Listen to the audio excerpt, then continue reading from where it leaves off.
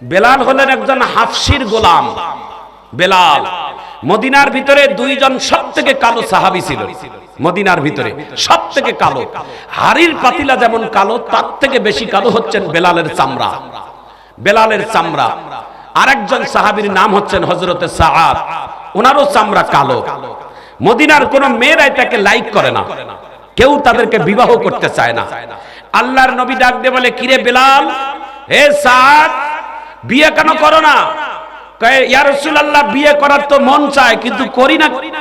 মক্কার কোন মানুষই আমাদেরকে মেয়ে দিতে চায় না, নো লাইক কয়। কালো বলে নো লাইক, তাই নাকি? বলে হ্যাঁ। এই সাআদ, আমি তোর বেলালের তোমার বিবাহের দায়িত্ব আমি বিশ্ব নবী নিয়ে নিলাম। সুবহানাল্লাহ বলেন। সাআদ, আমি তোর বিবাহের দায়িত্ব নিলাম। মদিনার ভিতরে একজন সুন্দরী সুরসী পরিবারের একটা সুন্দরী রূপসী মেয়ের সাথে তোমার বিবাহ হবে। সুবহানাল্লাহ। আল্লাহর রাসূল অপেক্ষায় আছেন, সাহাবী নামাজে আসবে। নামাজে আসার সঙ্গে আল্লাহ রাসূল সাহাবীকে বললেন, নামাজের পর বসিও, তোমার সাথে কথা আছে। সাহাবী বসে গেলেন। আল্লাহর নবী ডাক দিয়ে বলে, সাহাবী, তোমার বাড়িতে তোমার একটা মেয়ে ছিল না, ছোটবেলায় দেখছিলাম খুব সুন্দরী? বলে হ্যাঁ হ্যাঁ হ্যাঁ। আপনার মেয়ের নাম কি জানো? বলে রুকাইয়া। সুবহানাল্লাহ বলেন। বলে তোমার রুকাইয়া কি বিবাহের মতো উপযুক্ত হয়েছে? কইয়া লাব্বাইক ইয়া রাসূলুল্লাহ, উপযুক্ত হয়েছে। বলে আমার কাছে একটা বর আছে, আমি তার সাথে বিবাহ দেব। নবীর সাহাবী আনন্দে আত্মহারা হয়ে গেল। আল্লাহর নবী, আপনার হাতে আমার মেয়ের বিয়ে হবে? বিবাহের ঘটক আপনি নিজে হবে? কই সুবহানাল্লাহ জোরে কর। আপনি নিজেই আমার মেয়ের ঘটকালি করবে? আমার মেয়ের সাথে কোন জমিদার পরিবারের সন্তানের বিয়ে দিবেন? কাকে দিবেন? আল্লাহর নবী বলে, আমি যাকে চয়েস করছি তার চেহারা কালো কিন্তু গুণ ভালো। সুবহানাল্লাহ জোরে কর। কে? বলে সাআদ। সাআদের নাম শোনার পর লোকটা নিচের দিকে তাকাইছে। নবীর সাথে বেয়াদবি করতে পারবে না বলে চোখের পানি ফেলতেছে। মনে মনে ভাবতেছে, আমার মেয়েটা পূর্ণিমার চাঁদ, আর এই মেঘের সাথে পূর্ণিমার চাঁদকে তো আলো ছড়াইতে দিবে না, মেঘ তো তাকে ঢাকিয়ে রাখবে। একটা কালো মানুষের সাথে আমার মেয়েটা কেমনে সংসার করবে? একটু চিৎকার দিয়ে জোরে কর আল্লাহু আকবার। এই ঘটনাটা ঘটছিল ওই সাহাবীর বাড়ির মধ্যে, আর এই ঘটনাটা শুনতে পারতেছে তার মেয়েটা পর্দার আড়াল থেকে। একটু চিৎকার দিয়ে জোরে কর আল্লাহু আকবার। আল্লাহর নবী ডাক দিয়ে বলে, এ সাহাবী, তোমার মেয়ে অনেক সুন্দরী, আর যেই সাহাবীটার সাথে বিবাহের প্রস্তাব দিলাম সেই সাহাবীটা কালো। কালো হলেও কিন্তু সেই সাহাবীটা আল্লাহর কাছে বড় দামি। এরে সাহাবী, তোমার এই সুন্দরী মেয়েটার সাথে আমার এই কালো সাহাবীটার বিবাহের প্রস্তাব দিলাম, তুমি গ্রহণ করো। ওই লোকটা সাহাবীটা কথা বলবে না বলবে এমন সময় ঘরের ভিতর থেকে আওয়াজ আসলো, আব্বু, আপনি কেন যেন রাজি হচ্ছেন না জানি না। বিশ্ব নবী রাহমাতুল লিল আলামিন যার সাথে আমার বিবাহের প্রস্তাব দিয়েছে, আমি এক বাক্যে আর কোনো শুনতে চাই না, আমি রাজি হয়ে গেলাম। কারণ যেই লোকটা আমার নবী চয়েস করে সেই লোকটা আমার আল্লাহর কাছেও চয়েসের। একটু চিৎকার দিয়ে জোরে বলা যায় না আল্লাহু আকবার। আল্লাহর নবী যাকে ভালোবাসে আল্লাহও তাকে অবশ্যই ভালোবাসবে। আল্লাহর নবী যাকে ঘৃণা করবে আল্লাহও তাকে ঘৃণা করবে। বিসমিল্লাহির রহমানির রহিম।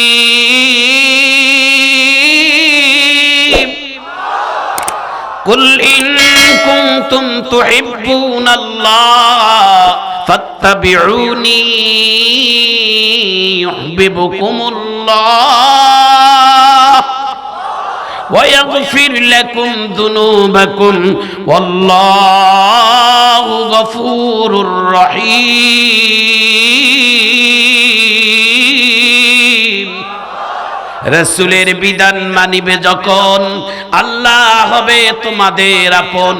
এ জগতে সারো কি লৌহ কলম, সবে হবে তোমাদের আপন। মারহাবা কর। এই যুব সমাজ, সৌন্দর্য দিয়ে আল্লাহর কাছে কোনো লাভ হয় না। আল্লাহর কাছে লাভ হয় তার ঈমানের ব্যক্তিত্ব পরিচয় দিয়ে। চিৎকার দিয়ে ধরে বলেন ঠিক কেন? কারো বংশ, কারো পরিচয়, কারো লাভ নাই। তার একটা হাদিস আপনাদের কাছে বলে যায়, ইনশাআল্লাহ বলেন। রসুলের আদরের কন্যা, নয়নের মণি, রসুল যাকে বলা হয়েছে, রসুল যাকে বলা হচ্ছেন ফাতেমাতু বিদআতিন মিন্নি, ফাতেমা আমার কলিজা। ফাতেমার ইন্তেকালের পরে ফাতেমার কবর খননের জন্য একজন জলিল কদর সাহাবী কবর খুঁড়েছেন নিজের হাতে, যার নাম হযরতে আবু যর গিফারি রাদিয়াল্লাহু তাআলা আন। কবরটা সম্পূর্ণ কমপ্লিট করার পর হযরত আবু যর গিফারি কবরের একদিকে দাঁড়িয়ে বলে, এই কবরের মাটি, তুই কি জানিস আজকে তোর বুকে কেমন মেহমান আসবে? কবরের মাটির কোনো আওয়াজ নাই। আবার পূর্ব দিকের মাটিকে ডাক দিয়ে বলে, এই কবরের মাটি, তুই জানিস আজকে তোর বুকে কোন মেহমান আসবে? কবরের মাটির আওয়াজ নাই। আবু যর গিফারি আবার কবরের নিচের মাটির দিকে তাকায় বলে, এই কবরের মাটি, তুই জানিস আজকে তোর বুকে কোন মেহমান আসবে? কবরের আওয়াজ নাই। আবু যর গিফারি যখন কোনো কথাই বলে না, কবরের দুই পাশের মধ্যে হাতের হাত দিয়ে, দুই থারির হাত দিয়ে উঠতে চায়, অটোমেটিক কবর থেকে একটা ভয়ঙ্কর আওয়াজ, হ্যাঁ আবু যর, এতক্ষণ তুই প্রশ্ন করেছিস, আমি শুনছি, এখন আমি বলবো, তুই শোন। আল্লাহু আকবার বলেন। প্রথম তুই বলেছিস যে কবরের মাটিতে কে আসবে জানো?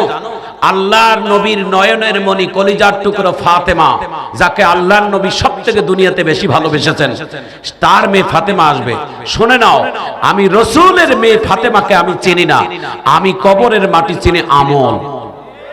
যারা ভালো আমল নিয়ে আসবে তাকে আমি সম্মান করব, যে খারাপ আমল নিয়ে আসবে তাকে আমি সাইজ করব। কথা বলেন ঠিক কিনা? দ্বিতীয়বার তুমি বলেছো যারা নাকি ইমাম হাসান হুসাইনের মা, আল হাসাইন ওয়াল হুসাইন সাইয়্যিদা শাবাবি আহলিল জান্নাহ, জান্নাতের যুবকদের যেই দুইজন সর্দার হবে তাদের দুইজনের মা হচ্ছেন ফাতেমা। খবরদার কবরের মাটি হাসাইন হুসাইনের মায়ের সাথে বেয়াদবি করো না।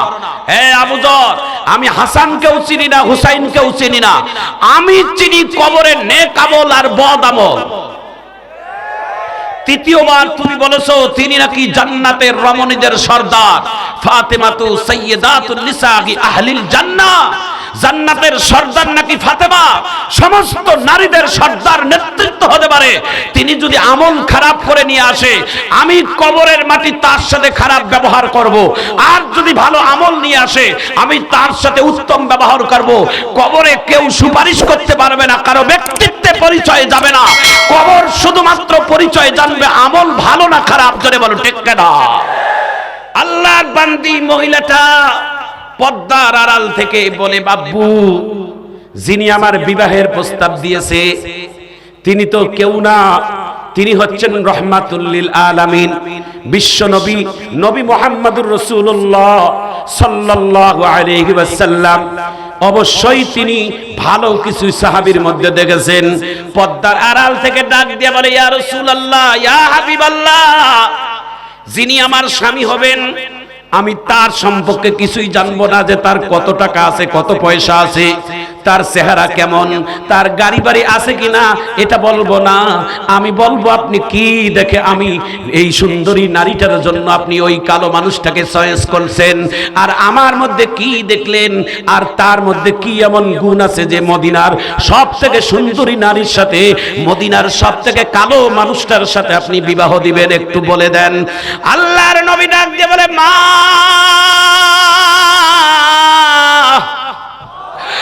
আমি তোমার সম্পর্কে এতটুকুই জানি, ছোটবেলায় আমি তোমারে দেখছি, এবং এটাও জানি তুমি একজন সুন্দরী মেয়ে। এই সাহাবীর মেয়ে হিসেবে আমি তোমাকে চয়েস করার কারণটা হচ্ছে তোমার মধ্যে আদর্শতা আছে, তোমার বাপ একজন আমার সাহাবী, আর যেই কালো সাহাবীটার সাথে আমি তোমাকে বিবাহ দিব, এর মধ্যে কি গুণ দেখছি মা তুমি জানো? এই সাহাবীটার কণ্ঠ আল্লাহ তাআলা এত সুন্দর দিয়েছেন, সেই কণ্ঠ দিয়ে তোমাকে প্রতি রাত ঘুমার আগে আল্লাহর কোরআনের তেলাওয়াত তুমি শুনতে পাবা। আল্লাহর কোরআন যত বড়, জীবন তত বড় নয়, কোরআন যত আল্লাহর বিধান যত বড়, জীবন তত বড় নয়। কোরআন নিয়ে হাজার বছর, কোরআন নিয়ে হাজার বছর বাঁচতে বড় ইচ্ছে হয়। আল্লাহর কোরআন যত বড়, জীবন তত বড় নয়। একটু মারহাবা কর, আরো জোরে কর। আরেকটু ছোট্ট করে বলি, মারহাবা জোরে কবেন। যত্ন করে দিলাম কোরআন, আল্লাহ বলে যত্ন করে দিলাম কোরআন রত্ন করে রাখিও, যত্ন করে দিলাম কোরআন রত্ন করে রাখিও, আমার কথা মনে পড়লে কোরআন খুলে দেখিও। একটু জোরে মারহাবা কর। কথাটা বলে দিচ্ছি বাবা, এখন তোমরা দুই ফোঁটা চোখের পানি ফেলে কাঁদবা। হাফসির কালো বেলাল, বেলাল চেহারাটা কালো কিন্তু আল্লাহর কাছে তার দামটা অনেক বেশি। সুবহানাল্লাহ বলে। ভাইজান আমার, বন্ধুগণ আমার, সূরা আসরের একটা নামের সূরা, যে সূরাটাকে সময়ের সূরা বলা হয়, এই সূরার ভিতরে তিনটা আয়াত আল্লাহ তাআলা রেখেছেন। ছোট্ট একটি সূরা, ওয়াল আসর ইন্নাল ইনসানা লাফি খুসর। আল্লাহ বলেছেন নিশ্চয়ই মানুষ ক্ষতিগ্রস্তের মধ্যে রয়েছে। সময়ের কসম খেয়ে আল্লাহ বলেছেন সময়ের কসম ক্ষতিগ্রস্তের মধ্যে রয়েছেন। আল্লাহ আবার পরবর্তীতে দ্বিতীয় আয়াতে বলেছেন ইল্লাল্লাযীনা আমানু ওয়া আমিলুস সলিহাত ওয়া তাওয়াসাউ বিল হক ওয়া তাওয়াসাউ বিস সবর। যার মধ্যে তিনটা গুণ আছে সে কোনোদিন ক্ষতির মধ্যে পড়বে না। যার মধ্যে এক নাম্বার গুণ হচ্ছেন ইল্লাল্লাযীনা আমানু, যারা ঈমান আনবে, ঈমান আনার পর নেক আমল করবে। একটু চিৎকার দিয়ে জোরে বলা যায় না আল্লাহু আকবার। ঈমান কাকে বলে রে ভাই? ঈমান বাজারে বিক্রি হয় না। ঈমান এমন একটা জিনিসের নাম, যদি গলার মধ্যে তরবারি লাগাই দিয়ে বলে তুই ঈমান সার, তরবারিকে ভয় পাবে না, হাতিয়ারকে ভয় পাবে না, আগুনকে ভয় পাবে না, পানিকে ভয় পাবে না। আল্লাহর বান্দা সব ভয় অতিক্রম করে আমার আল্লাহকে যারা ভালোবাসবে তাদের নাম হলো ঈমান। আমিনু কামা আমানান নাস।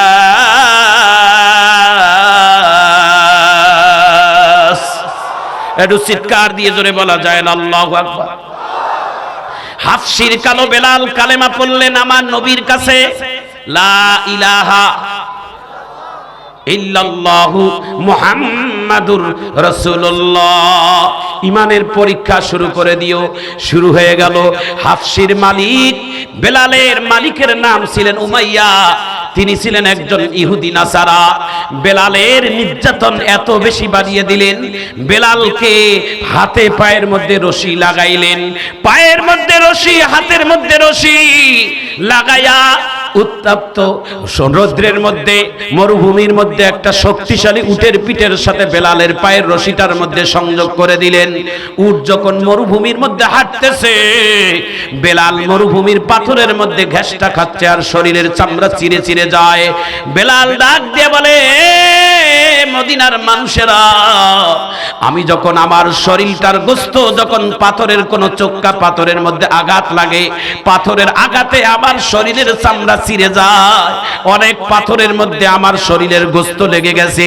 আমি আল্লাহর নামের কসম করে বলি, আমার শরীরের গোস্ত থেকে আমি নিজের কানে শুনতে পেয়েছি আমার আল্লাহর নামের জিকিরের আওয়াজ। আমি শুধু বেলাল মুখ দিয়ে আল্লাহকে ডাকি তা নয়, আমি বেলালের শরীরের গোস্তের অংশ থেকে আমার আল্লাহর নামের জিকির আমি শুনতে পেরেছি। এটার নাম হলো ঈমান। আমিনু কামা আমানান নাস। একটু চিৎকার দিয়ে জোরে বলা যায় না আল্লাহু আকবার। দিলটা নরম করে দিবেন বাবা। এই যুব সমাজ, তোমরা আমার কলিজার ভাই, এরে ভাই তোমরা কেন নামাজ পড়ো না, কেন মাথায় টুপি দাও না, কেন তোমরা রোজা রাখো না, কেন মুখে দাড়ি রাখো না? তোমার মতো হাজার হাজার যুবক ভার্সিটিতে পড়ে, হাজার হাজার যুবক মেডিকেল সায়েন্সে লেখাপড়া করে, হাজার হাজার যুবক ইঞ্জিনিয়ারিং পড়ে, হাজার হাজার যুবক তোমাদের মতো মুখের মধ্যে দাড়ি রাখছে, মাথায় টুপি রাখছে, পাঞ্জাবি পরে তারা কলেজ ভার্সিটিতে লেখাপড়া করে। তাদের চেহারার দিকে তাকাই দেখবেন আল্লাহ তাআলা আলেমের চেহারার থেকে তার চেহারাও কিন্তু কম না। ভাইজান এরকম মেডিকেল পড়ার 3-4টা ছাত্র আমার দিনাজপুর মেডিকেল কলেজ হসপিটালে চাকরি করে। যখন তিনি রোগী দেখতে আসে, তার মাথার পাগড়ি দেখে আর তার মুখের সুরত দেখে অনেক রোগীরা তাকে সালাম দেওয়া শুরু করে দেয়। একটু জোরে কান আল্লাহু আকবার। কেমনে কেমনে ডাক্তারের সাথে আবার একবার দেখা, আমি ডাক দিয়ে বললাম, বাবা তুমি একজন মেডিকেল সায়েন্সে লেখাপড়া করো, তুমি কিছুদিন পরে বড় ডাক্তার হবা, তোমার মাথায় পাগড়ি, তোমার পরনে পাঞ্জাবি, মুখের মধ্যে কি সুন্দর দাড়ি, মনে হয় তুমি কোনো মাদ্রাসায় লেখাপড়া করো। বাবা তুমি এই পোশাক নিয়ে যখন তুমি ক্লাসে যাও, তোমার বন্ধু বান্ধবীরা তোমাকে ক্রিটিসাইজ কি করে নাকি? ওই ছাত্রগুলো মুস্কি হাসি দেয় আর বলে, হযরত যত খারাপ বন্ধু বান্ধব হোক না কেন, আমি যখন ক্লাসের মধ্যে যাই, সালাম দিয়ে যখন আমি ঢুকি, সব ছাত্র ছাত্রী বান্ধবীরা, সব বন্ধুরা আমাকে সালাম দেয় আর আমাকে সম্মান করে, আমার ব্যক্তিকে সম্মান করে না, আমার নবীর সুন্নতের পোশাককে তারা সম্মান করে। একটু চিৎকার দিয়ে জোরে বলুন ঠিক কিনা? এরে যুবক, তোদের হাতে পায়ে ধরি বাবা, তোমার মাথার মধ্যে যে চুল রাখছো, এই চুলটা তুমি যখন সেলুনের কাছে যাও, সেলুনকে বলো তুমি আর্জেন্টিনা ম্যারাডোনার মতো চুল দাও, অথবা তুমি কোন ম্যারাডোনার মতো চুল দাও, অথবা ব্রাজিলের মতো চুল দাও, অথবা সালমান খান, অথবা শাহরুখ খান, অথবা সাকিব খান। ভাইজান আমার, বন্ধুগণ আমার, নবীর সুন্নতের চুল তো কোনো সাকিব খান হতে পারে না, নবীর সুন্নতের চুল তো কোনো ম্যারাডোনা হতে পারে না, নবীর সুন্নতের মাথার চুল তো কোনোদিন আর্জেন্টিনা হতে পারে না। নবীর সুন্নতের চুল হবে, আদর্শতা হবে মুহাম্মাদুর রাসূলুল্লাহ।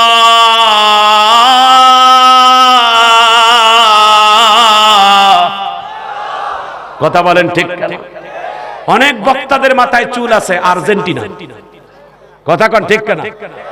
এই যে খুলি দেখাচ্ছি, দেখেন এটা কি আর্জেন্টিনা? কথা বলেন, আসেন এই দেখে, এই ভাই দেখেন, তোর সুন্নতি চুল কাকে বলে? তোর হাতটা এইভাবে মুঠ করে সারাদিন চুল ধরবি, এটাই হলো সুন্নত। সুবহানাল্লাহ বাড়িতে কর, এত বড় বাস্তব ওয়াজ দেখাচ্ছ, তাও সুবহানাল্লাহ কর না?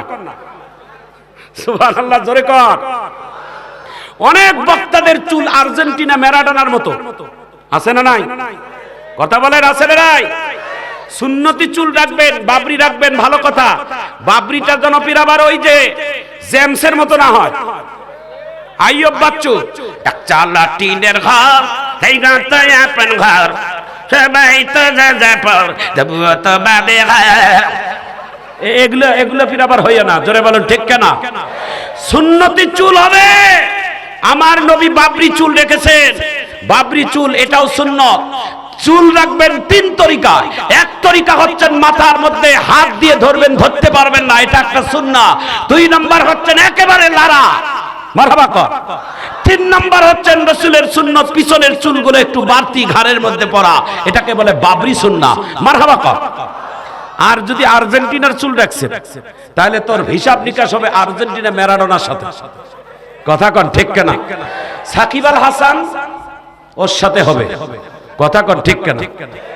চুলের মধ্যে দেখবেন অনেক যুবকেরা, হায় রে রঙের শেষ নাই, কথা কন ঠিক কিনা? হে যুবক, তোদের পা দুটো আগাই দাও বাবা। বাংলাদেশের অনেক যুবক রোড অ্যাক্সিডেন্টে মারা যায়। গত কয়েকদিন আগে আমার একজন এলাকার ভাই, যুবক, টকবকে সুন্দর, স্ত্রী ফোন করছে, স্বামী আমার 16ই ডিসেম্বর গ্রামে অনুষ্ঠান, আমার আত্মীয় হয় এই জন্য কথাটা বলছি।